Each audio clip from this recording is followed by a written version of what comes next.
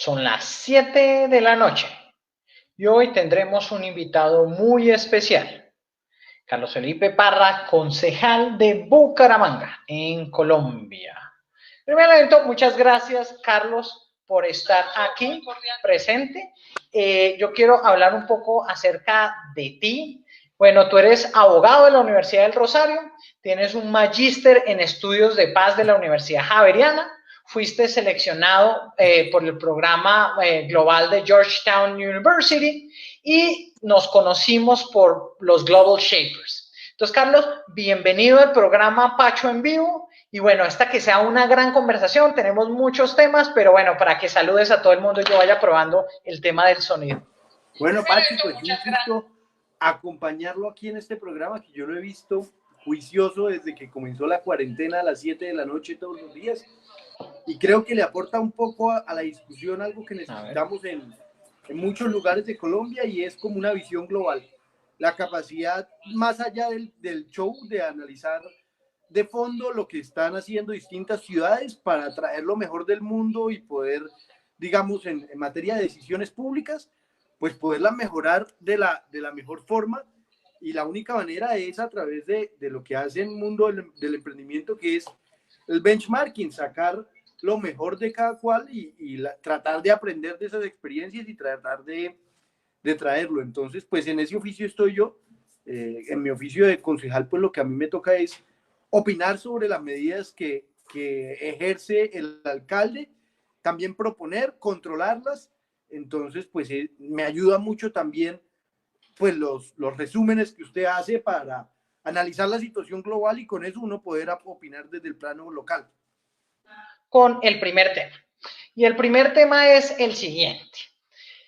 Sabemos la situación tan compleja en la cual nos encontramos y sabemos que uno de los más afectados a nivel de Colombia, pues todos estamos en nuestra casa, todos estamos atrapados de una manera u otra, todos seguimos las recomendaciones de los gobernantes, pero Carlos, algo que nos preocupa de sobremanera es qué podemos hacer y qué se debe hacer a nivel local para poder ayudar a la población informal, que a nivel de trabajo representan el 50% de los colombianos, y esto no es como Italia, que tú simplemente puedes enviar dinero para que la gente se mantenga. Entonces, ¿qué iniciativas o qué formas de visionar este cambio tienen que hacerse diferente para poder atender a la población informal?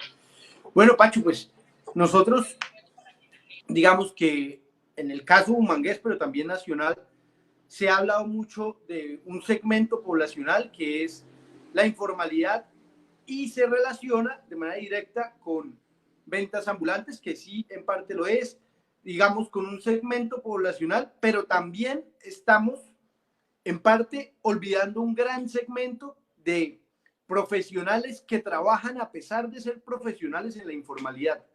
Hoy, por ejemplo, estaba en una reunión con un compañero del Colegio Colombiano de Odontólogos, me explicaba que en el sector de la odontología la informalidad es del 75% y la reducción de consultas y es prácticamente del 90%.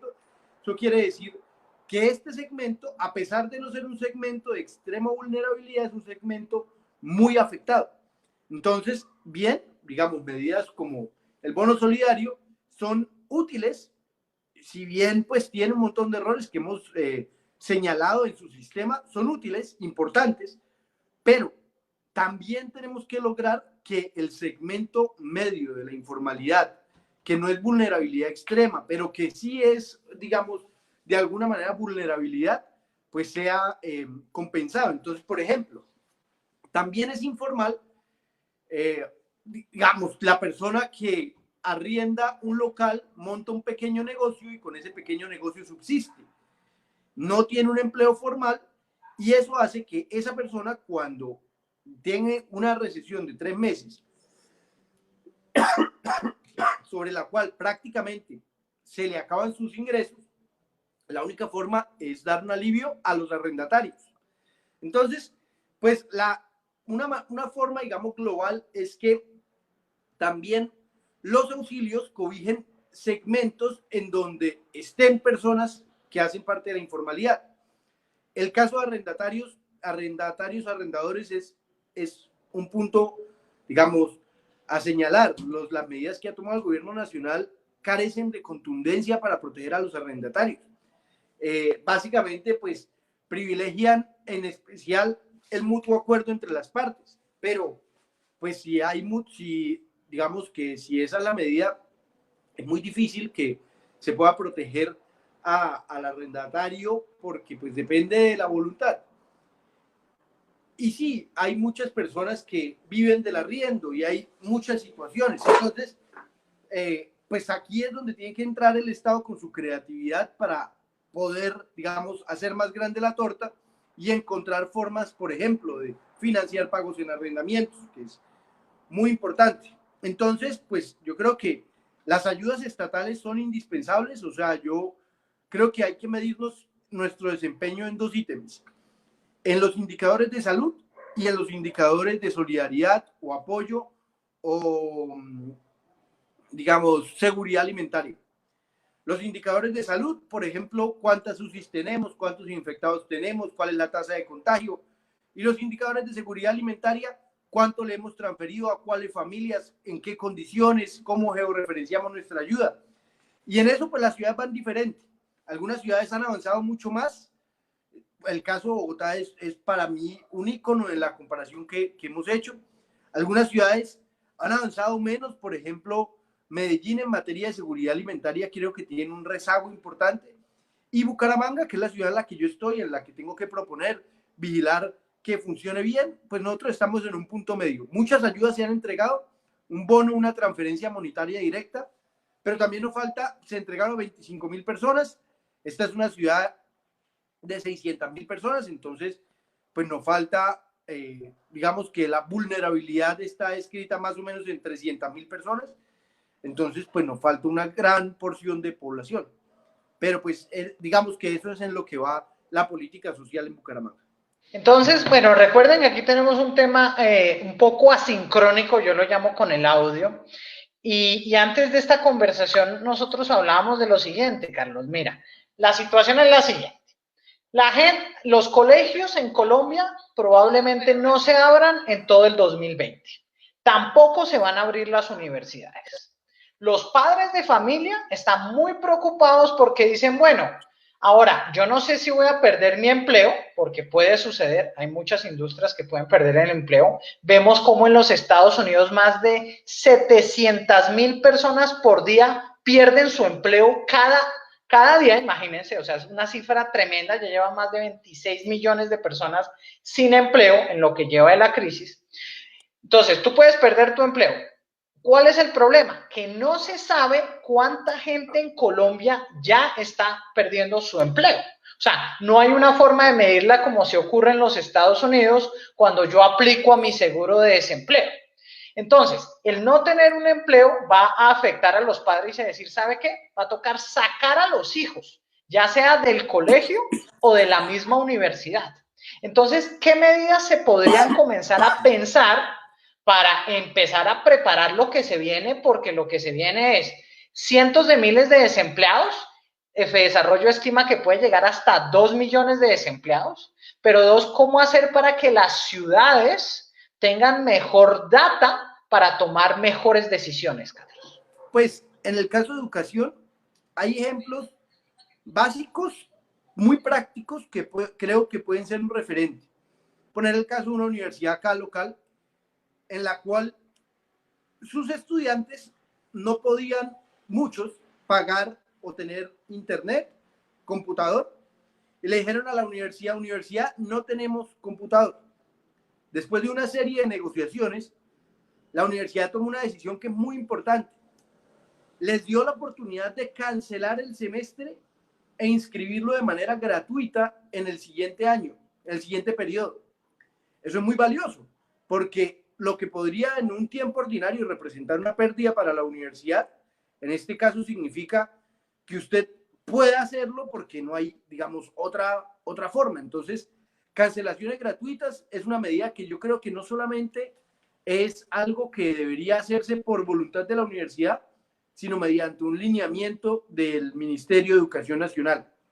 Ahora, yo creo que también en materia de pensiones, también debería salir un lineamiento que obligue a las instituciones a hacer un análisis de costos, de cómo varían sus costos en un modelo de educación virtual para que el ahorro sea transferido a los padres, porque pues cambia toda la dinámica en materia de instalaciones, ¿sí? Las pensiones pues cambian. Entonces, pues yo creo que debería transferirse ese ahorro y la forma para hacerlo es con un estudio, pero ese estudio pues lo tiene que ordenar, digamos, cada Secretaría de Educación en este caso o el Ministerio de Educación a las secretarías de Colombia. En otro caso, pues la otra pregunta que usted me ponía, con mi equipo estamos haciendo una comparación digamos que hay algo que nos preocupa.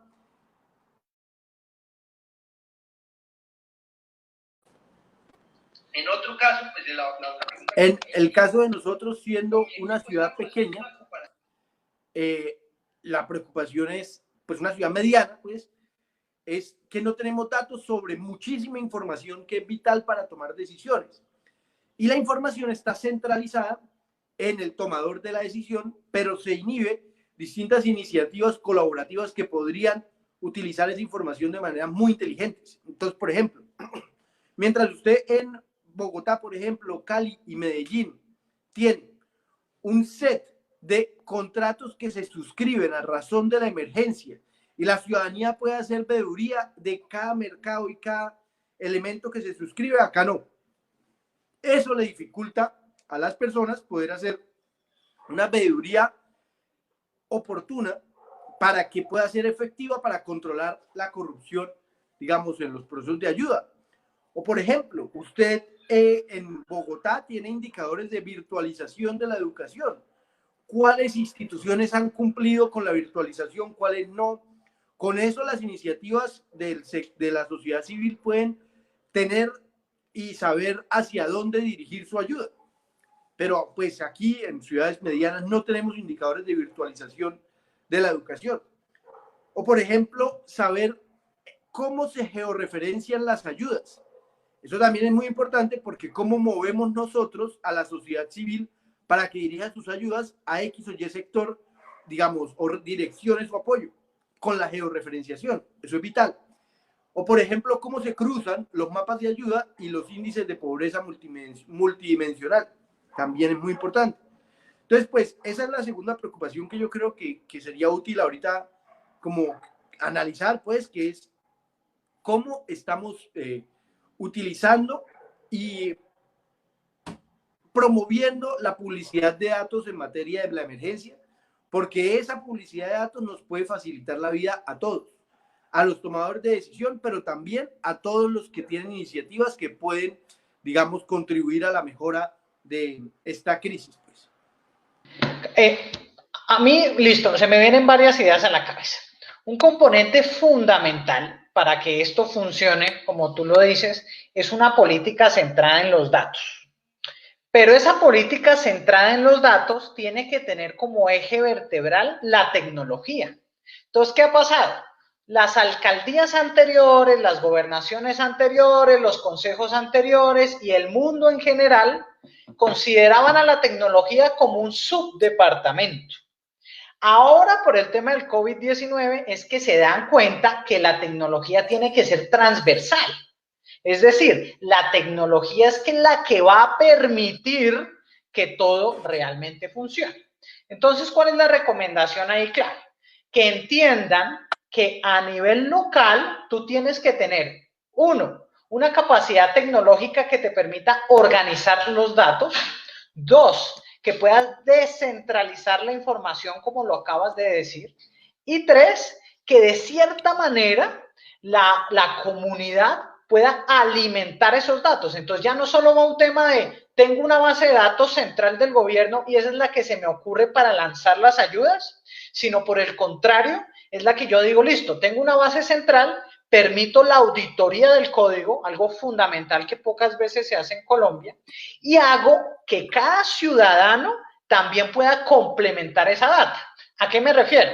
Si estoy diciéndole a la gente que tengas smartphone o que tenga su celular y efectivamente cuando reciba un mercado, pues de una vez mande esa alerta, entonces yo ya puedo georreferenciar a esa persona y saber que esa persona recibió el mercado, lo veo en una base de datos central y empiezo a comparar esa data.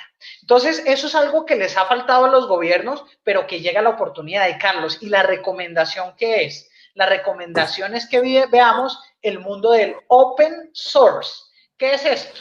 Hace unos años, las empresas decían, oiga, necesitamos es contratar empresas simplemente para que suplan las necesidades. Llega una administración, se va y de una vez cambian la empresa que les provee la tecnología. Cuando tú tienes open source technology, que es tecnología que desarrollan alrededor del mundo cualquier persona, tú puedes tomar esta tecnología, incorporarla en tu sistema de información y hacer lo que se llama una conexión a través de APIs o APIs, que son, hagan de cuenta, unos puentes de comunicación. Entonces, pongan atención, si yo desde el punto 1 empiezo a concebir que la tecnología es transversal, uso open source technology, listo, y hago que la gente me empiece a enviar datos y pueda verificar la data, eso efectivamente va a hacer que los alcaldes, que los gobernadores, que realmente los decision makers, los tomadores de decisiones, tengan la información veraz y que no pase que toca esperar a que salga el reporte del día, porque esa es una de las fallas muy grandes. Tú necesitas esa información en tiempo real y necesitas cruzarla. Y la forma de cruzarla es algo que se llama la interoperabilidad. ¿Cómo haces tú como gobierno que todas tus plataformas se puedan conectar fácilmente para tener ese acceso a la información? Entonces, basado en eso, Carlos, ¿nos puedes responder brevemente? ¿Tú analizaste el tema del subsidio solidario, del ingreso solidario que organizó el gobierno nacional a través del DNP, que combinó varias bases de datos de Sisbén 1 hasta Sisbén 4? Cuéntanos un poco qué fue lo que encontraste y sobre todo qué recomendarías que se hiciera para que estos sistemas que efectivamente se necesitan sean más transparentes. Gracias. Pues el tema de ingreso solidario fue una investigación que hicimos muy simple, en donde pues contrastábamos con pruebas el modelo de, digamos, el código. Una vez se hizo pues las primeras pruebas, ellos tumbaron la plataforma, pero seguía habilitado. Entonces pudimos nosotros contrastar, digamos, los distintos combinaciones de identificación que no existían. Y encontramos muchos hallazgos que son importantes no solo para ingreso solidario, sino en general para las políticas de manejo de bases de datos en Colombia.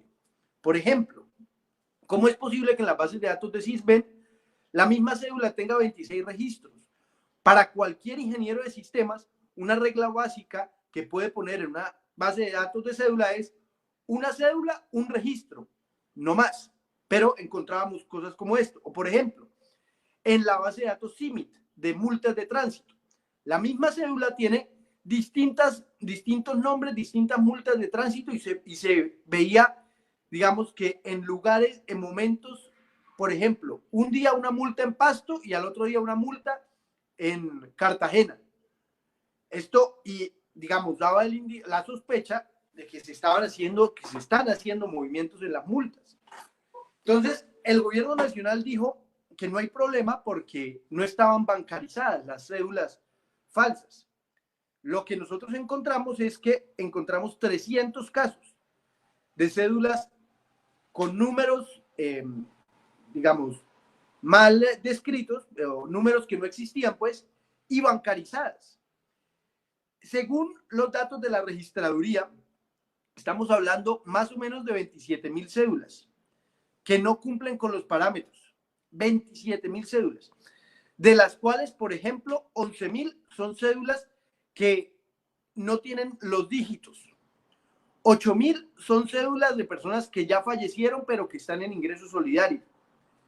Y así, entonces, pues la denuncia que nosotros hicimos fue un llamado de atención al gobierno nacional, en especial para que mejore sus políticas de tratamiento de bases de datos, porque ingreso solidario, al absorber las distintas bases de datos, también absorbió sus errores. Entonces, pues más allá de dejar la duda sobre ingreso solidario, que también, pues en estos momentos la confianza es un bien limitado y los gobiernos tienen que cuidarla, pero también nos da, pues, indicios graves sobre el manejo de todas las bases de datos del Estado. Y otro indicador preocupante es la responsabilidad jurídica, que es el gobierno nacional en el decreto que reglamenta ingreso solidario, de manera deliberada, decidió eximir de responsabilidad a todas las personas, funcionarios, que estuvieran involucrados en la entrega fraudulenta de subsidios. Entonces, por un lado, tenemos una política que absorbió bases de datos sin mayor parametrización para evitar errores, y por otro, pues evitar la responsabilidad jurídica de quienes cometen esos actos. Y yo creo que ahí la lección que nos deja es, se corrió mucho con ingreso solidario, quedaron unos errores muy graves, y que además, pues esos errores pues están exentos de la responsabilidad legal. Otro tema que estábamos discutiendo y tú me decías, oye Francisco, pero bueno, ¿qué hacemos? Porque ya dijimos, listo, va a haber un problema que las universidades calculan que pueden tener un bajón hasta del 50% de sus ingresos de matrícula. ¿Listo? Lo que tú decías, hay universidades que le dicen, bueno, más bien regístrese para el otro semestre o el otro año. Pero una de las preguntas que tú hacías era, bueno, ¿y qué hacemos con los millones de niños que no tienen computador, que no tienen internet, que no tienen una de esas famosas tablets que no se sabe cuándo fue que las entregaron, ni en dónde, ni cuáles funcionan? ¿Sí? Porque recuerda que muchos exministros de TIC se la pasaban por todo el país tomándose fotos, entregando tablets, y ahora para estos momentos es que deberían funcionar. Entonces, una de las ideas que yo estuve pensando y reflexionando al respecto es recordar el famoso radio sutatense. Que radio sutatense, cuando yo estudiaba en Londres, en la biblioteca del UCL, yo me di cuenta y dije, oiga, esta es la mayor experiencia educativa colombiana en la historia. Entonces es muy bonito porque viene pues de Boyacá, ¿sí? Del sitio donde viene la parte de la familia de mi madre, pero era y decía, ¿cómo ayudo a educar a los campesinos? ¿Cómo les puedo transmitir información? Y me acuerdo que se hacían guías que se enviaban por correo, entonces los niños eran felices porque estaban pendientes de Radio Sutatensa para poder trabajar en las guías. Entonces, sabemos que hoy en día puede ser que tú tengas, la mamá hace trabajos de aseo o tiene alguno de los sectores que se va a reactivar. El papá puede ser o celador o constructor. Entonces la gran pregunta que uno se hace es, puede que yo le esté dando un radio sutatensa a los niños, pero al final, ¿quién los va a cuidar? Entonces, ¿qué ideas también se te vienen a la cabeza de cómo podemos ayudar a eso para que efectivamente cuidemos a los niños, pero que sigan recibiendo algún tipo de educación al respecto?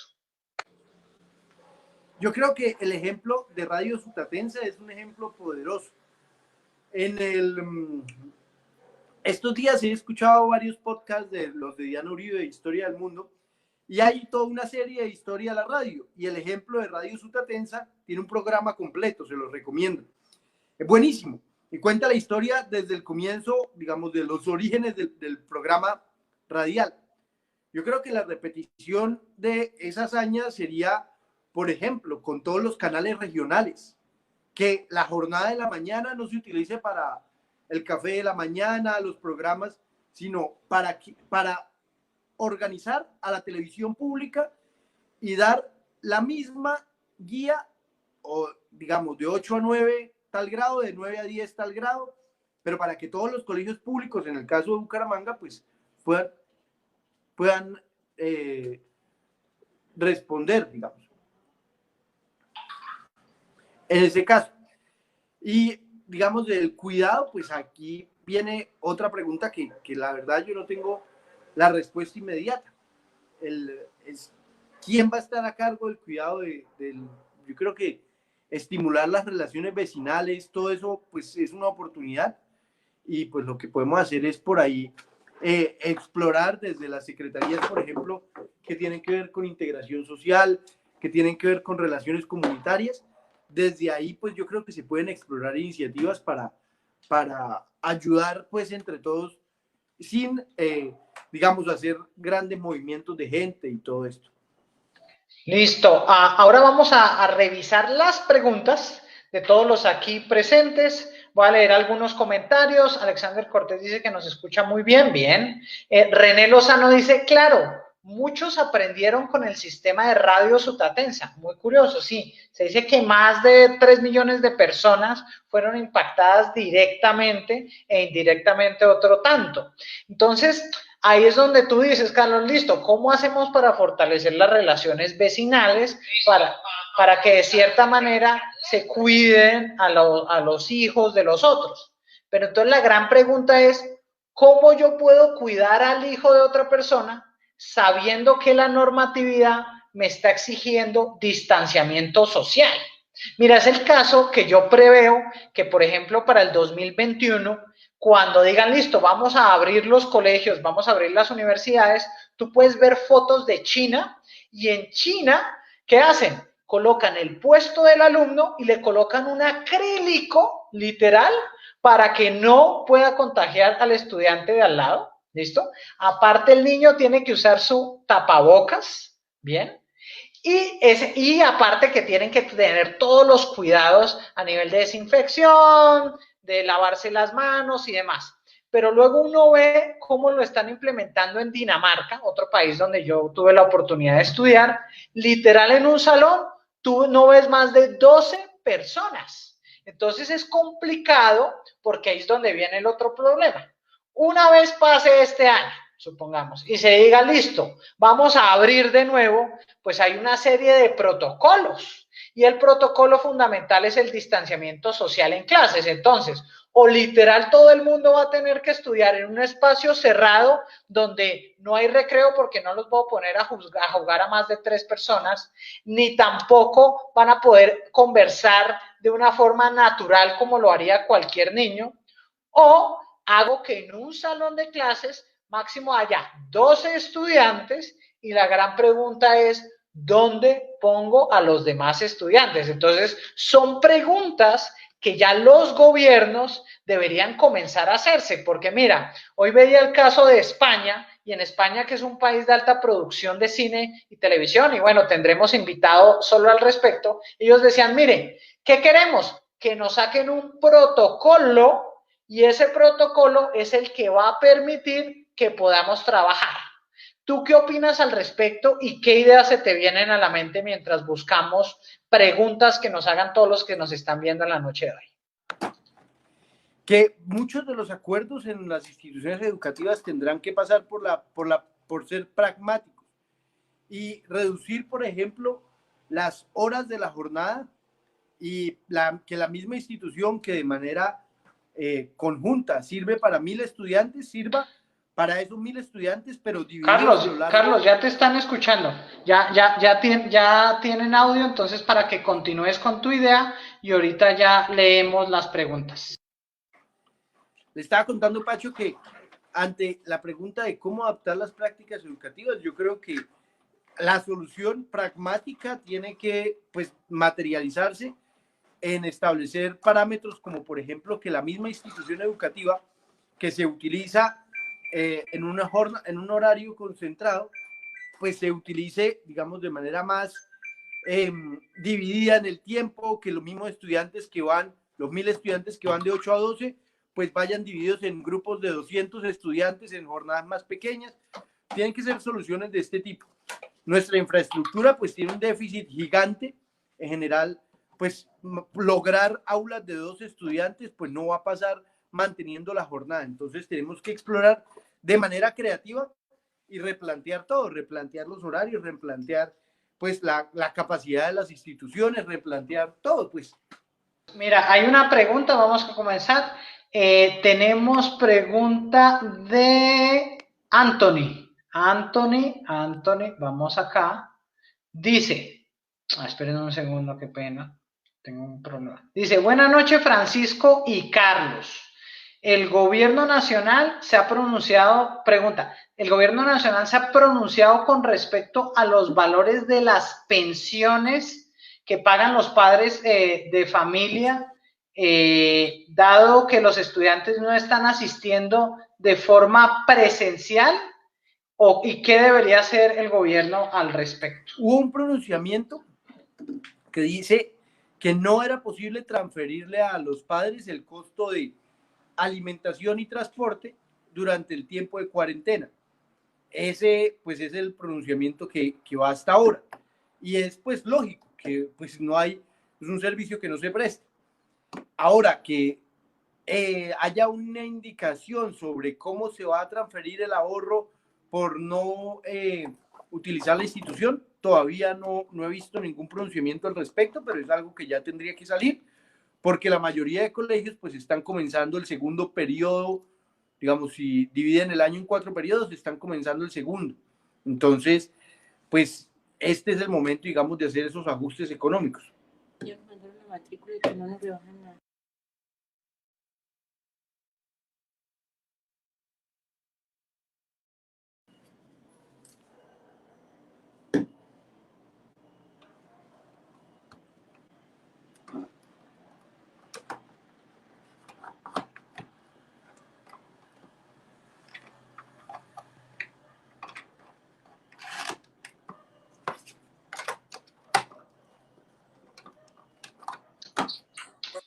Muy bien, muchas gracias, Carlos. Tenemos otra pregunta por parte de Milena Becerra. Ella está volviendo a uno de tus temas de expertise y ella dice, mira, en cuestión de los contratos de renta, como arrendador se les pasó una propuesta de pago a los arrendatarios, pero algunos arrendatarios no han dado respuesta.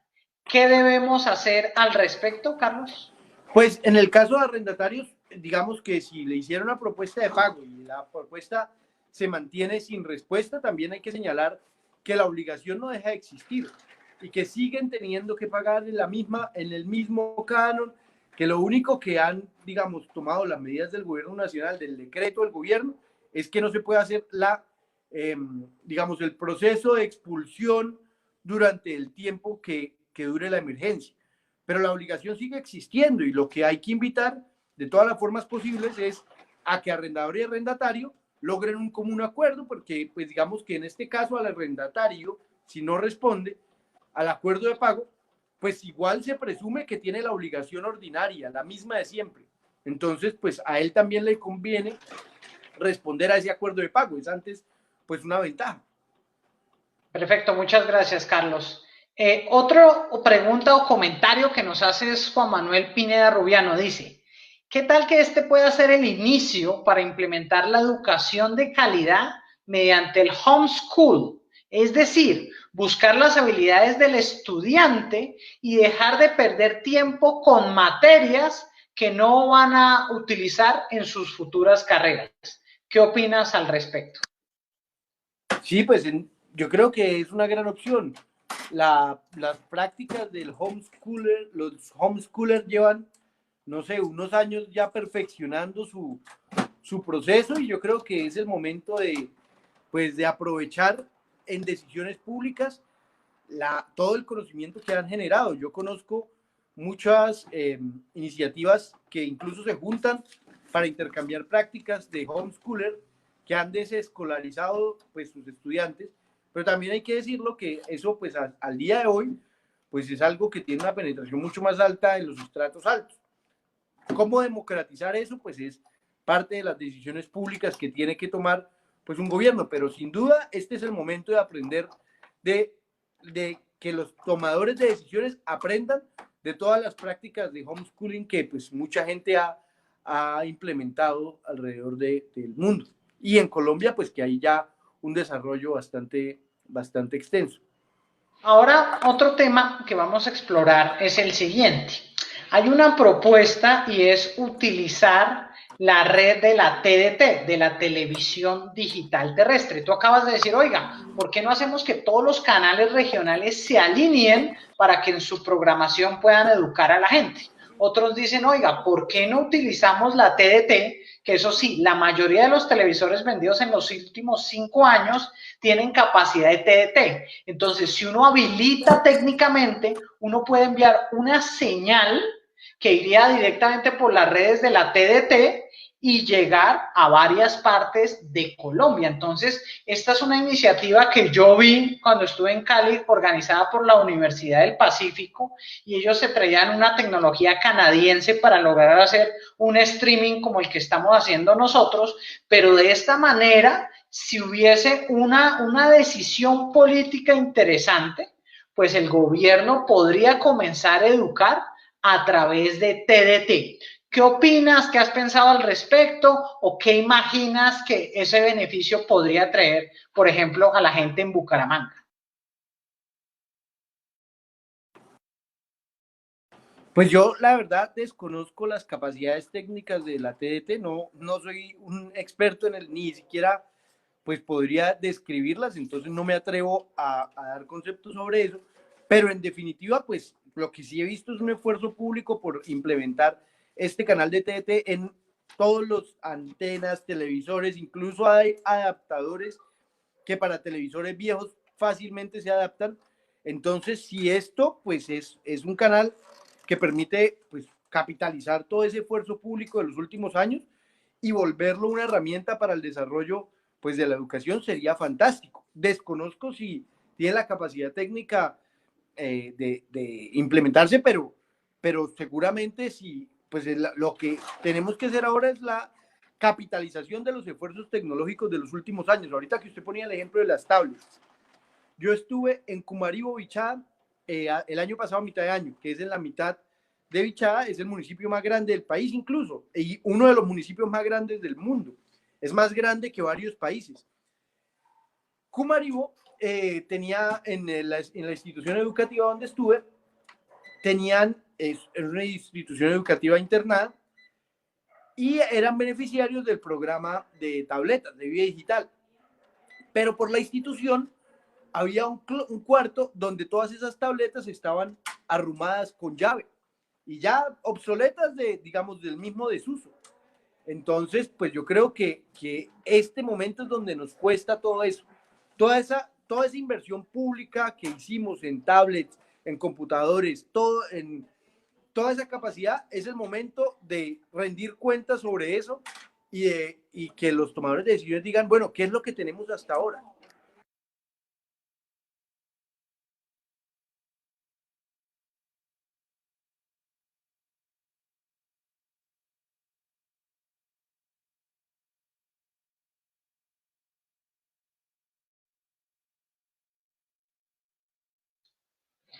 Muchas gracias, Carlos. Ahora sí, quiero saber qué preguntas tú tienes al respecto que puedas tener hacia mí frente a lo que hablamos antes de iniciar el programa y así ampliamos el espectro de los análisis. Pacho, usted ha tratado muchos temas digamos, de educación y educación más allá de la institución educativa. Entonces, pues también quisiera preguntar las perspectivas, recomendaciones que usted tiene en dos puntos, lo que decíamos. En manejo de datos, que es muy útil lo que usted dice de bases de datos colaborativas, que es lograr que no solamente se alimente de la información pública, sino de la información de los ciudadanos. Si tuviera ejemplos de eso, por ejemplo, en el caso de contratación pública, tenemos que en una ciudad como esta se entregan 50.000 mercados. Necesitamos saber si algo de los mercados llega vencido. ¿Qué ejemplos hay para que la gente pueda contrastar? ¿Sí? Hoy en Bucaramanga tenemos una muy buena iniciativa para el control de precios, que se llama Tu Cuenta Cuenta, donde la gente virtualiza su factura y a partir de eso se hace un análisis de precios y se dice el precio estándar del mercado. Es un buen ejemplo. Pero ¿qué otros ejemplos podríamos ver en el mundo para hacer, por ejemplo, control de la inversión pública? Que lo que se utilice en mercados no se vaya para que lleguen materiales vencidos, viejos, para que se llegue, digamos, de manera efectiva, porque cuando uno tiene 50.000 mercados, es bastante probable que se vayan errores. Entonces, pues es eso. ¿Qué iniciativas conoce usted que podamos utilizar en ciudades medianas, pequeñas? ¿Qué referentes tiene usted, por una parte? Y también, ¿qué iniciativas o referentes en materia de uso de datos públicos que podamos utilizar? Entonces, ahí se me vienen a la cabeza varios elementos. El primero, Aquí hablamos cuando, en uno de los programas, cuando uno de los hombres más ricos del mundo, el fundador y CEO de Twitter, dijo, oiga, voy a destinar $1.000 millones para combatir el COVID-19. Entonces todos dijeron, wow, es muchísimo dinero, ¿no? Él dijo, yo voy a destinar casi el 26% de mi dinero. Y la gente se preguntaba, bueno, ¿y cómo tú haces para controlar $1.000 millones? Porque tú dices, bueno, quiero controlar 50.000 mercados. Imagínate lo que es controlar $1.000 millones, ¿no? Estamos hablando de casi 4 billones de pesos. Pues a él se le ocurrió utilizar la tecnología más sensible posible. Literal, ¿sabes qué hizo? Utilizó Google Docs. Entonces, todas las iniciativas que van a ser financiadas con los $1.000 millones, toda la información se sube en tiempo real al Google Docs, que solo tiene edición por parte de ciertos administradores, pero puede ser vista por todo el mundo. Entonces, ¿cuál es la ventaja de un Google Docs? Un Google Docs, como guarda el historial, tú puedes saber quién modificó y cuál dato. Entonces, si te das cuenta, no necesitas ni siquiera comprar un super software, sino literal podrías adaptar un plugin para actualizar en un Google Docs. Eso es primero. Entonces, para que te des cuenta, de cierta manera, uno cómo puede simplificar cosas. Colombia tiene sitios web muy complejos, de Colombia compra, etcétera, y la gente tiene que llenar unos formatos. ¿Cuál es uno de los mayores problemas? Que cuando se firman los acuerdos, por ejemplo, siempre lo que se hace máximo al final es tomar una foto. Pues ahí está mal. Debería obligarse a llenar un formulario online a todo aquel que vaya a contratar con el municipio. Entonces, de esa manera, no tienes que buscar en una rume de PDFs, que es el problema número uno, ¿listo?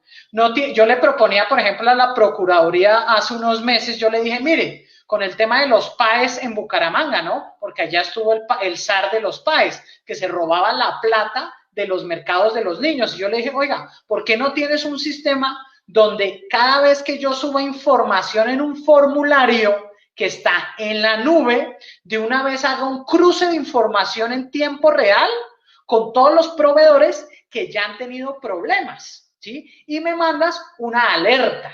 ¿Listo? Y ella decía, no, pero es que el problema es que muchas veces se hace en físico. Entonces yo le dije, bueno, si todavía lo sigue haciendo en físico, entonces tengo un escáner, ¿listo? Escanee todo y páselo por un software de OCR, que es reconocimiento de imágenes. Entonces el OCR lee el documento, lo pasa a un documento que tú puedes leer y luego puedes pasar un algoritmo o una revisión rápida para saber qué está sucediendo. Entonces, desde el punto de vista tecnológico, uno no necesita lo más descabellado, sino es uno organizar un sistema que esté en la nube, que toda la edición tenga un log, que se sepa quién editó, que haya un proceso de revisión en tiempo real, no que simplemente esperes a que se firme el contrato para hacer esa revisión, como pasó o sigue pasando, digamos, todo el tiempo.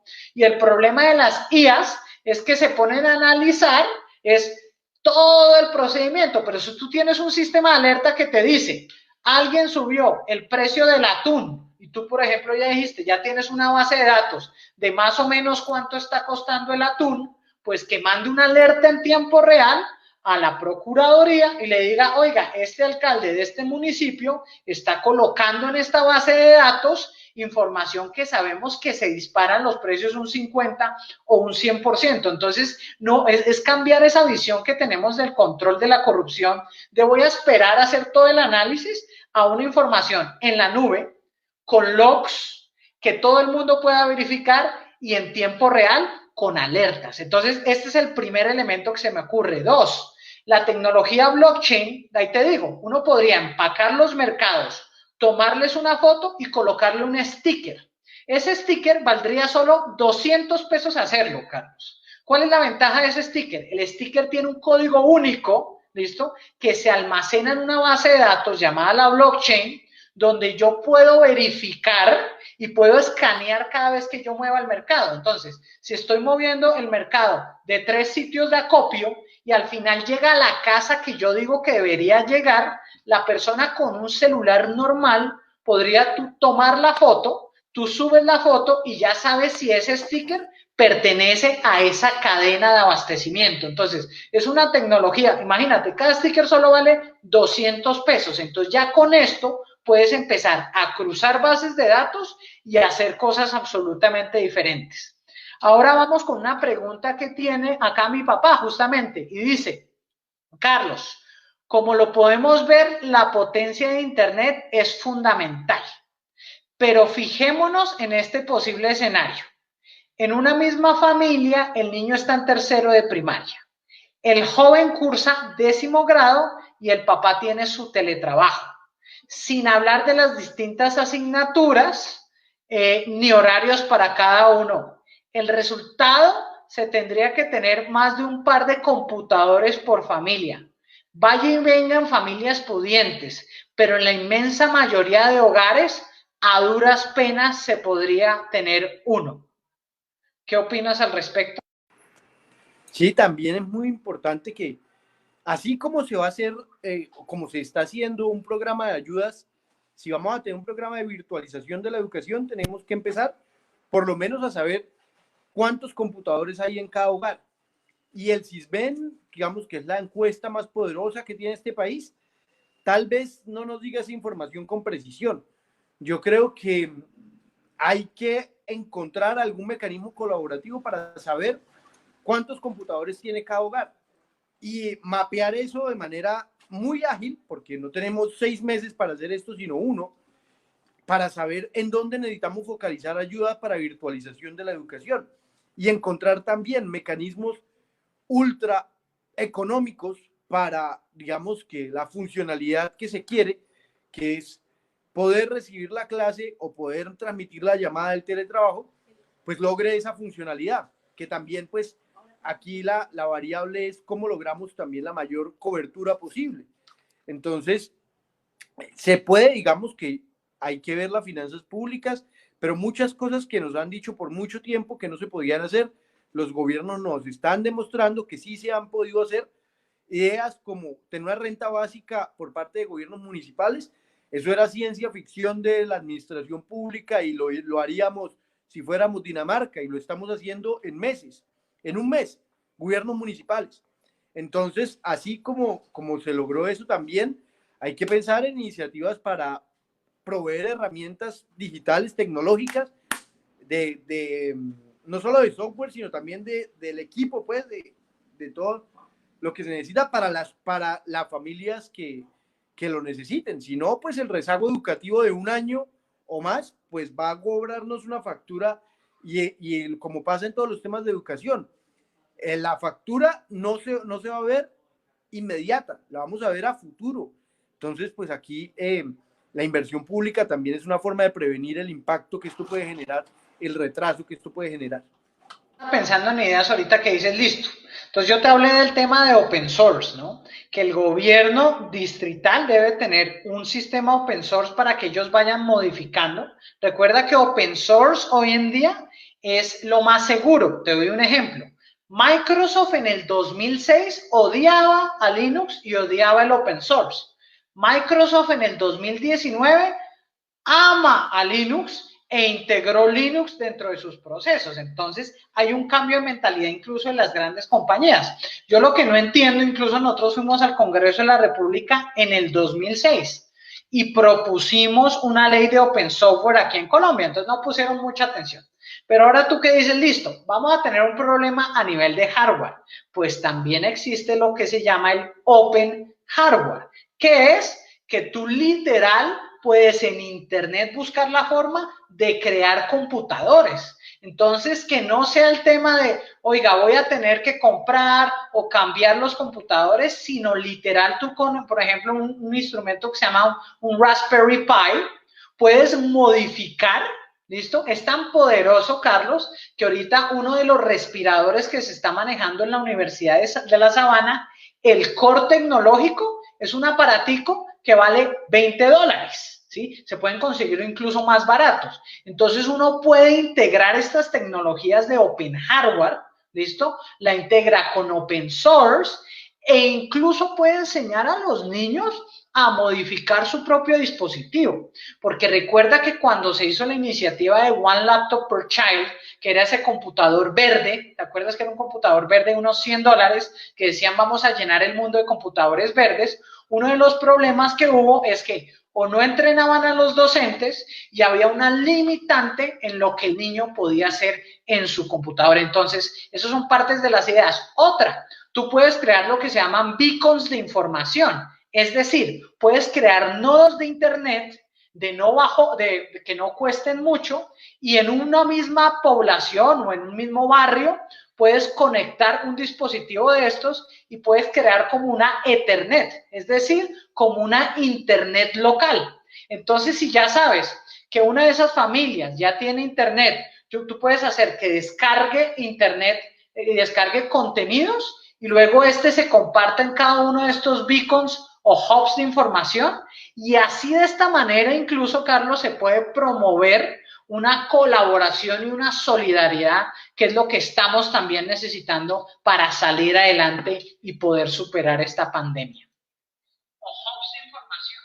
Hace un par de años, incluso un compañero nuestro, Juan Carlos Guáqueta, estaba explorando con la importación de memorias, una memoria USB, del tamaño de una USB que se ponía a funcionar en un computador con un computador del 2098 y lo actualizaba y le dejaba, digamos, la misma capacidad de una tablet tipo un sistema Android. Pues hay que ver en qué van todos estos desarrollos. Esto fue hace 3 años que utilizamos estas, y yo lo probé, funcionó muy bien, y esto pues seguramente hoy debe estar muy avanzado para también poder reutilizar mucha tecnología que hoy es pues basura, que termina siendo arrumada como desecho tecnológico. Entonces yo creo que también esta es una oportunidad de poner a prueba estos desarrollos.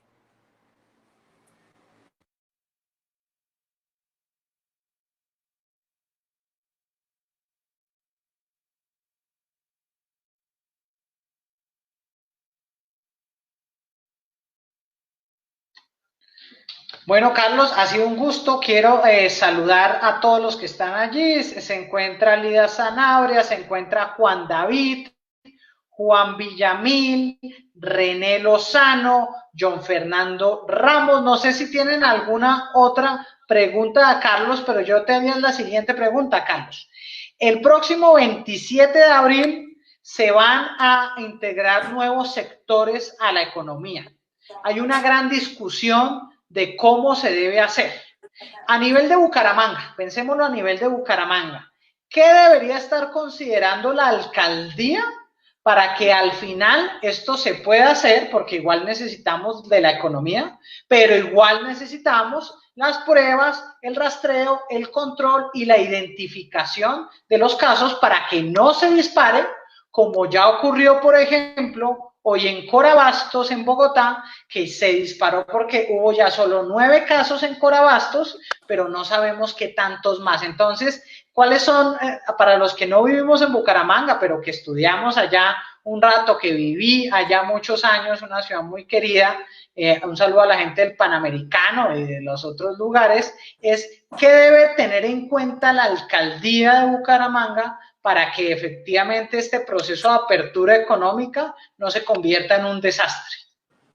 Bueno, Pacho, yo creo que hay que ponerle reglas a esta salida, porque en el caso humangués, nosotros somos 600.000 personas, aproximadamente un poco más de 1 millón en el área metropolitana, y solamente de cuenta de esta medida van a salir 150.000.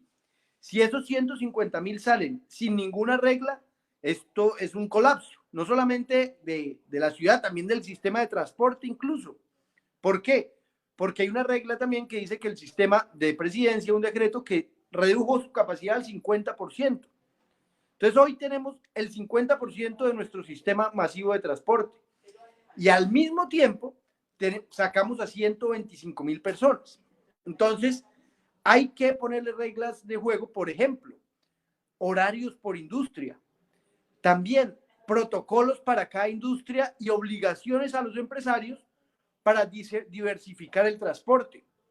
Hay un sector que está en este momento muy deprimido, que es el transporte especial, o sea, las buseticas que uno ve.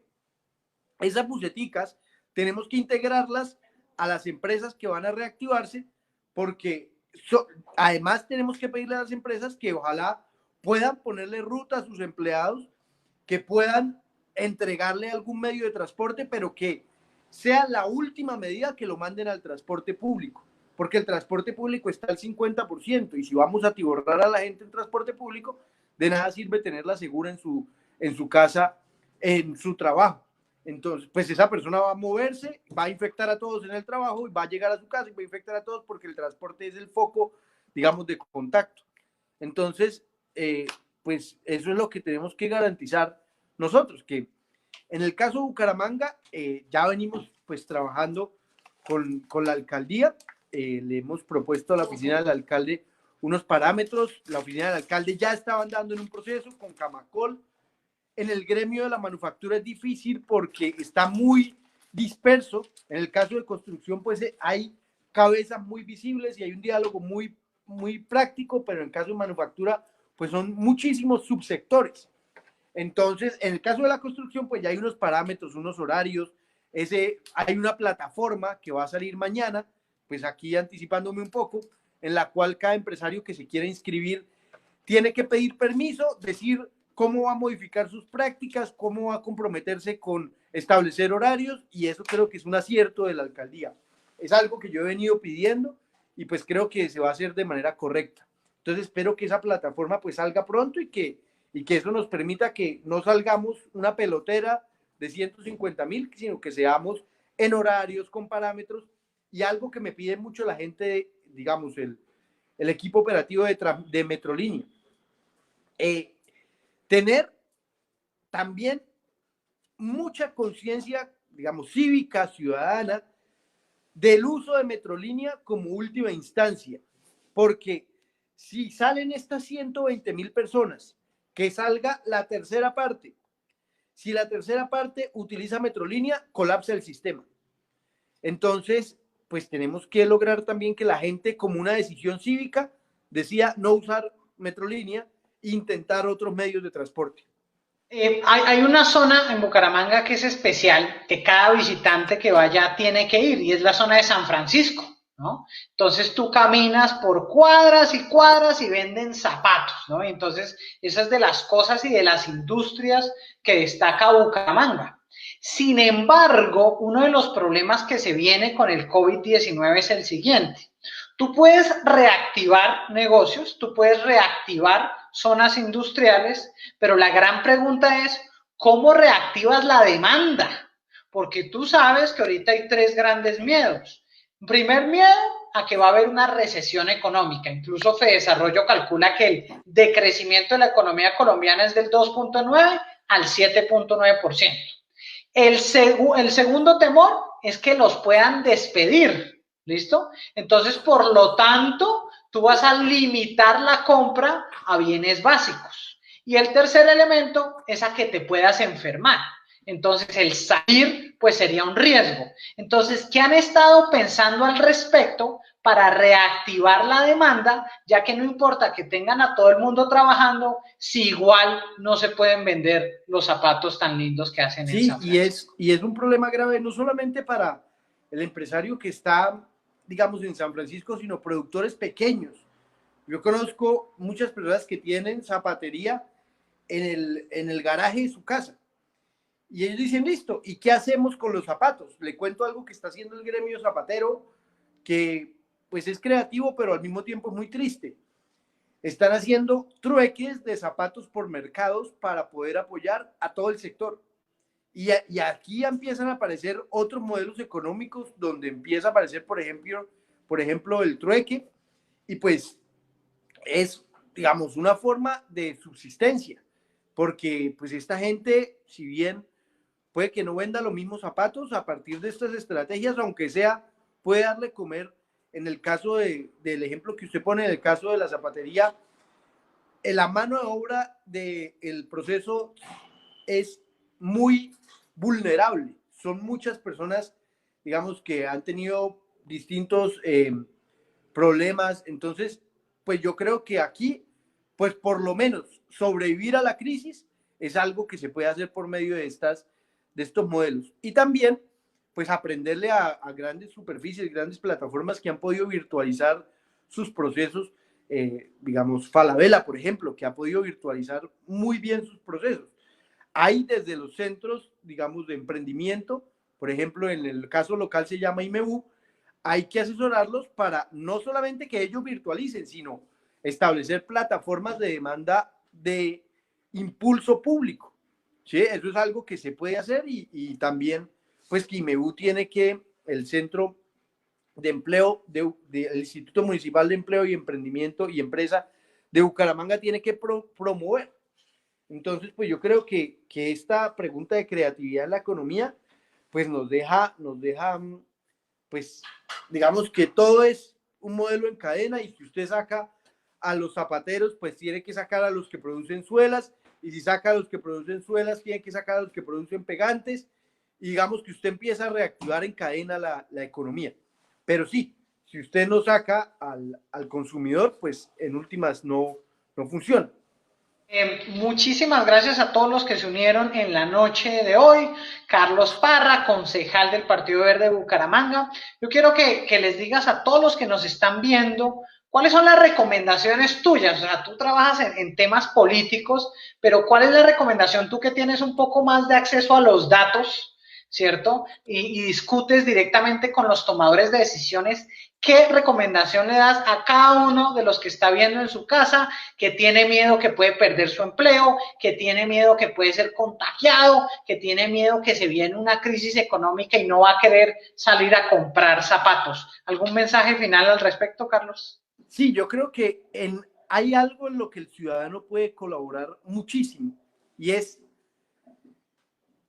por sus propios medios tratar de ver todo lo que a él lo puede beneficiar, investigar qué le puede servir en materia de servicios públicos, en materia de arrendamientos. Hasta el momento van más de 150 decretos a nivel nacional, pero también hay medidas departamentales y municipales.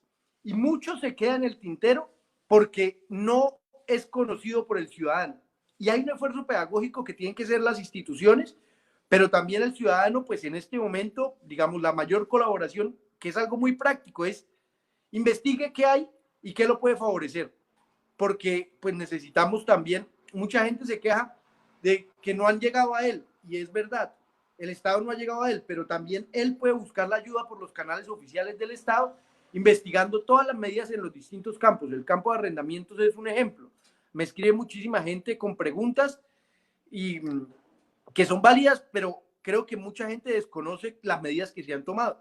Y así, entonces, pues incentivar ese ánimo investigador por encontrar la medida que le favorezca su situación concreta, pues es algo que pues yo creo que le puede ayudar mucho nos puede ayudar a todos a salir de esta crisis. Bueno, Carlos, muchísimas gracias por haber asistido a Pacho en vivo. Esperamos que te vaya excelente en estos años que te quedan como concejal de Bucaramanga, que puedas sacar esos proyectos adelante y que en definitiva pues le brindes esa energía que le has estado dando, energía que diste desde la campaña, y por eso fue una campaña transparente, una campaña limpia, una campaña en la calle directamente. Entonces, muchas gracias por estar aquí y esperamos tenerte muy pronto.